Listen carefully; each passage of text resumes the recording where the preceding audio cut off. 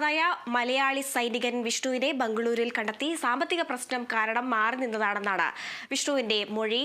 ഇപ്പോൾ വിഷ്ണുവിന്റെ മാതാപിതാക്കൾ നമ്മളോടൊപ്പം ചേരുകയാണ്. വിവരങ്ങളുമായി ഇപ്പോൾ റിയാസ് KMR ചെയ്യുന്നുണ്ട്. റിയാസ്. ഹരിത, എന്തായാലും ഈ പുതുവത്സരം നമ്മളെ സംബന്ധിച്ച് സന്തോഷത്തിന്റെ നിമിഷങ്ങൾ തന്നെയാണ്. പ്രത്യേകിച്ച്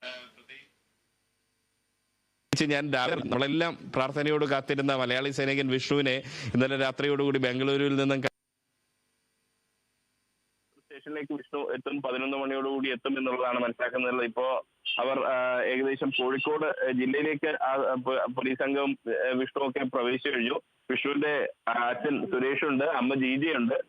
എങ്ങനെ തോന്നുന്നു സുരേഷേട്ടാ? നല്ല പുതുവത്സര ആശംസകള്. എന്താ പറയാ, ഹാപ്പി, നല്ല സന്തോഷം. മകനെ കിട്ടിയെന്ന് പറഞ്ഞപ്പോ ഒരു വാക്കുകളില്ല. 14 ദിവസം അത്രയും വിഷമത്തിലാണ് നിന്നത്. അവന് വേണ്ടി പ്രാർത്ഥിച്ച നാട്ടുകാരോടും ബന്ധുക്കളോടും എല്ലാവരോടും ചാനലും മീഡിയാസിനോടും ഒക്കെ പ്രത്യേകം നന്ദി. അത്രയും സന്തോഷം, പറഞ്ഞറിയിക്കാനുള്ള വാക്കുകളില്ല. അമ്മേ, ഒന്ന് മുന്നോട്ട് വരൂ.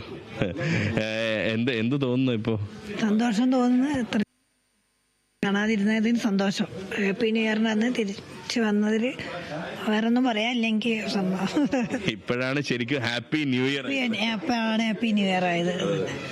അതായത് ഞാൻ അറിഞ്ഞതേ, അമ്മ ആരോടും മിണ്ടാതെ വീട്ടില് സങ്കടപ്പെട്ട് ഇരിക്കുകയായിരുന്നു. ഇപ്പൊ മോനെ കിട്ടിയെന്ന് അറിഞ്ഞ് ഇപ്പോഴാണൊന്ന് ആക്റ്റീവ് ആയത്. അതെ, ആണ്. എന്നാണ് അറിഞ്ഞത്. ഇനിയിപ്പോ മധുരമൊക്കെ കൊടുക്കുന്നുണ്ട്. മധുരമുണ്ട്, ലഡു വിതരണമുണ്ട്. എങ്ങനെ, ബിരിയാണി ഒക്കെ ഉണ്ടോ? ബിരിയാണിക്കൊക്കെ ഏർപ്പാട് ചെയ്യുന്നുണ്ട്. നമ്മുടെ സുഹൃത്തുക്കളൊക്കെ ഏർപ്പാട് ചെയ്യുന്നുണ്ട്.